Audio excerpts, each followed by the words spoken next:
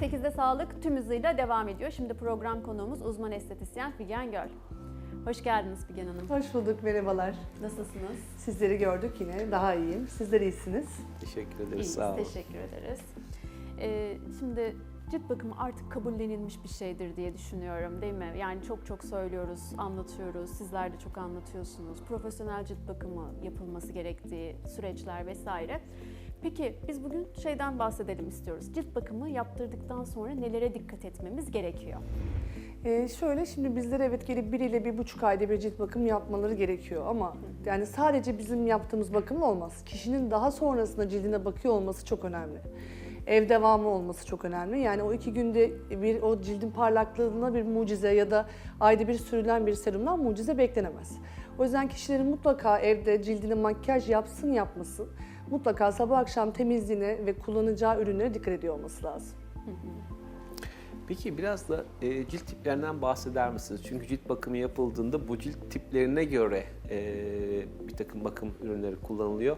Bunun detaylarını bilmek isteyenler için çok iyi olacak. Şimdi şöyle kuru cildimiz var, olgun cildimiz var, normal cildimiz var, karma var, yağlıya dönen karma var. Kuru cilt bile içinde aslında ayrışılıyor. O yüzden mutlaka bir ürün alırken de doğru kişilere yönlendirme yapsınlar. Cilt analizlerini doğru anlasın. Artık hepimiz bir uzman olduk. Eskiye nazaran daha bu konuda deneyimliyiz. Mesela işte egzama problemi varsa mutlaka bir cildiyeciye danışsınlar. Yani evet nemlendirmesi gerekiyor o cildi ama her uzman estetisyen de o kişiye cilt bakımı yapamaz. Bunun haricinde de mesela diyelim olgun ciltlerde mutlaka ne kadar nemlendirirlerse, o serumlarla ne kadar kolajeni ayakta tutarsa tabii daha yaşımız ileride de olsa cildimiz daha bizi dinamik gösterebilir. Cildim normal, hiç mi bir şey yapmamam gerekiyor? Hayır, onu da koruyor olmam lazım ki cildimin pH'i derecesi bozulmasın. Aynı zamanda olgun ciltlerde kolay iş ama mesela sebum dengesi çok fazla olan cilt yapımız var. Yağlı ve karma cilt. Onu da eğer doğru baskılamazsak işte akne, sivilce problemi ve gözenek açıklığı çok yapar. Bunda o sebumu dengeleyecek ürünleri kullanıyor olmamız lazım. O yüzden cilt analizimizi bilip doğru ürünü kullanırsak cildimiz bize hep ömür boyu ne kadar yaşımız ileride olsa bizi daha çok dinamik tutar. Peki bir de epilasyon konusu var ki bu da hakikaten özellikle güzellik salonlarında en çok yapılan uygulamalardan bir tanesi. Epilasyon sistemleri hakkında da biraz bilgi verir misiniz? Tabii hocam. 4 sistem kullanılıyor. İğneli epilasyon bir akım vesilesiyle. Aynı zamanda IPL denen bir sistemimiz var ses dalgalarıyla. Epilasyon lazer olarak da 2 sistem var. Alexandrite ve diyot. Tabii ki bu 2 sistem daha kalıcı bir işlem bırakıyor ama ne kadar işlem yaptırırsak olalım %10, %15 kıl kalması gerekiyor. Yani %100 kılı yok ettik gibi bir şey yok. Hücrelerimiz çalıştığı süre zarfında onların zaten çıkması en doğal beklediğimiz bir şey. Eğer uzman doğru tarama yaparsa her işlemde sonuç alır. Ama işte o mesela iğneli epilasyonu da her uzman yapamaz. Mutlaka onların sertifikalarında ne olur gittiklerinde kontrol ediyor olsunlar. Evet lazerde çok ciddi yanıklar olup hocam size o yanık izlerinin sonraki süreçte çok ciddi anlamda problemleri var. O yüzden gideceğiniz klinikteki ya da klinik ya da estetisyenlerin güzellik merkezlerinin yaptıklarında sertifikaları doğru kontrol ediyor olsun. Biz DIO sistemi kullanıyoruz. Ve bizim haddimiz olan uzman estetisyenlerin kullanabileceği bir sistem. Herhangi bir kişinin daha sonrasında da hem acı anlamında çok daha konforlu en son çıkan sistem. Aynı zamanda 4 mevsimde yapılabilen, eskiden daha bir mevsimi vardı, kışın yapılıp yazın yapılamıyordu. Şimdi artık 4 mevsimde uygulanabilen bir makine. Gerçekten iyi bir epilasyon lazeri operatörü diyorum ben, kullanıcısı. Ne kadar zaman içerisinde o tecrübeye ulaşır? Yani 1 yıl mı, 5 yıl mı? Yani bu tabii şöyle bir şey, o kişinin çabuk bunu kavramasıyla alakalı bir şey. Artık makineler çok bu konuda ilerledi. Yani eskiden evet elle giriyordunuz her şeyi. Şimdi ten tipine göre her şeyi otomatik ayarlayabiliyor. Sadece uzman ben bu tene bunu uygulamam gerekiyor, kişinin hassasiyeti varsa bunu yapmam lazım diyebildikten sonra bunu 1 ayda da öğrenebilir. Kimi gelir 1 senede de öğrenemez. Ve bunu mutlaka bir tarama, bir kıl döngüsü var sonuçta. Kılın 3 dönemi var. Anajen, telojen, katojen. O dönemini iyi biliyor olması lazım. Neye müdahale ettiğimizi iyi biliyor olması lazım. Yani kişinin mesela sonuç almadığı zaman buna bir yorum yapabilecek kadar uzman olması lazım.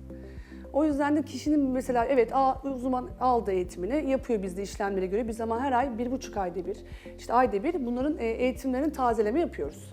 firmalarla tekrar konuşuyoruz. Başka yeni çıkan sistemleri deniyoruz. Abi uzman yapıyor. Bütün danışanlar çok mutlu deyip bırakmamak lazım. Çünkü her dakika her şey değişiyor. Bunları takip ediyor olmamız lazım sektör anlamında. Yani şöyle, sonuçta bunu hani eğiticileri, uzman öğreticileri vardır mutlaka. Tabii ki hocam. Siz ondan bir günde, 2 günde de öğrenirsiniz. Yani oradaki Tabii sonuçta ki. bir bilgisayar paneli var. Tabii ki. Bir de uygulayacak şey var. Yani fakat buradaki kişinin deneyimi çok önemli. Mesela Tabii cilt ki. tipleri dediğin zaman 6 tip cilt tipinden bahsediyoruz. Evet. Mesela Fitzpatrick 1, 2, 3. Çünkü Kalınlık, incelik, İncelik, onlar bile kılın fark ediyor. yoğunluğu, Tabii ki. kalınlığı gerçekten, rengi, Renkler. hepsi kişinin kendi rengi. O yüzden yani bir kişinin onu öğrenmesi, tabancayla herkes atış yapabilir Aynen yani. öyle hocam. Orada analizi iyi yapabiliyor Evet, çok iyi olmak yapıyor önemli. olması lazım. Gelen danışanın Yani deriyi iyi tanıyor olması lazım hocam. Yani sonuçta evet ben epilasyoncuyum. Evet tamam nereden çıkıyor kıl bilmiyorsunuz. Ya da atıyorum ne oldu da bu kişide dökülmeyi problem haline getirdi. Yani biz orada bir form doldurtuyoruz sonuç işlem öncesi. Neden hormonlarını soruyoruz. Yani uzmanın bunu her şeyini biliyor olması lazım. Evet bir eğitimi tamamlıyoruz. Sonra bundan sonra aletten bir lazer içinde bir eğitime gidiyoruz biz. Bunun için de bir süre harcanıyor ve bununla alakalı sınava girdikten sonra da evet hemen aldım kullandım değil. O yüzden dediğiniz gibi yani bunların her şeyini iyi analiz ediyor olması çok önemli. Cihazın kalibrasyonu dediğimiz bir konu da vardır. Mesela ki medikal cihazların hemen hepsinin için böyle bir şey geçerli. Normalde pek çok güzellik merkezinde cihaz bozulmadan bir şey çağrılmaz.